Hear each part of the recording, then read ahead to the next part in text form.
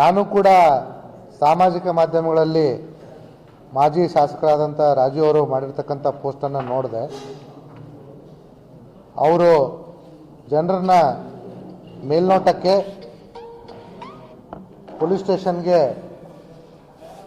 ಮುತ್ತಿಗೆ ಹಾಕಲಿಕ್ಕೆ ಪ್ರೇರೇಪಣೆ ನೀಡ್ತಾ ಇರೋದು ಕಾನೂನು ಬಾಹಿರ ಆಗುತ್ತೆ. ಅವರೇನಾದರೂ ಹಾಗೆ ಪೊಲೀಸ್ ಠಾಣೆ ಕರ್ತವ್ಯಕ್ಕೆ ಧಕ್ಕೆ ತಂದರೆ ಅವ್ರ ಮೇಲೆ ಕಾನೂನು ಪ್ರಕಾರ ನಾವು ಕ್ರಮ ತಗೊಳ್ತೀವಿ. ಅದರಲ್ಲಿ ಮತ್ತೊಂದು ಆರೋಪನ ಮಾಡಿರ್ತಕ್ಕಂಥದ್ದು ನಾವು ನೋಡ್ತಾ ಇದ್ದೀವಿ.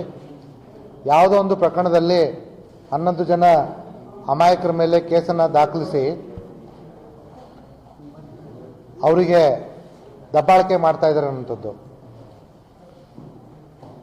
ಯಾರಿಗಾದರೂ ಆ ಪ್ರಕರಣದಲ್ಲಿ ಅನವಶ್ಯಕವಾಗಿ ಪೊಲೀಸರು ದಬ್ಬಾಳಿಕೆ ಮಾಡಿದರೆ ಕ್ರಮ ತಗೊಳ್ಳಿಕ್ಕೆ ನಾವಿಲ್ಲಿ ಇದ್ದೀವಿ. ಅದಕ್ಕೆ ಪೂರಕವಾದ ಸಾಕ್ಷ್ಯಾಧಾರಗಳನ್ನ ನಮಗೆ ಕೊಡಿ ಅಂತ ಹೇಳಿ ನನ್ನ ಜೊತೆ ಅವರು ದೂರವಾಣಿ ಕರೆ ಮಾಡಿದಾಗ ನಾನು ಅವರಿಗೆ ಹೇಳಿದ್ದೀನಿ.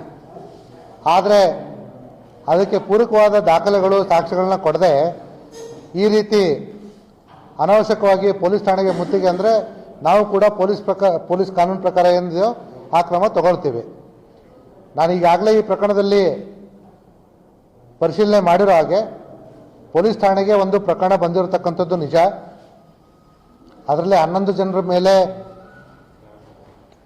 ಕೇಸ್ ದಾಖಲಾಗಿರೋದು ಕೂಡ ನಿಜ.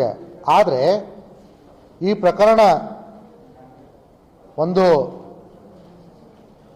ಅರೆಸ್ಟ್ ಮಾಡದೇ ಇರುವಂಥ ಪ್ರಕರಣ ಆಗಿರೋದು ನಿಜವಾಗಿರೋದ್ರಿಂದ ನಮ್ಮ ಪೊಲೀಸರು ಇದರಲ್ಲಿ ಯಾರಿಗೂ ಕೂಡ ಅರೆಸ್ಟ್ ಮಾಡಿಲ್ಲ.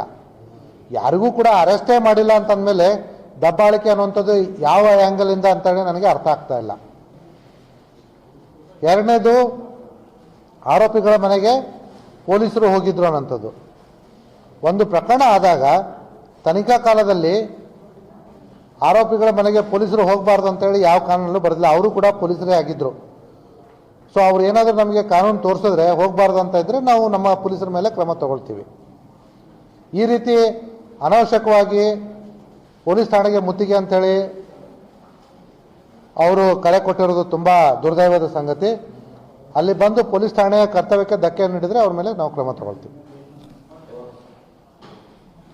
ನಾಳೆ ಒಂದು ಕೇಸ್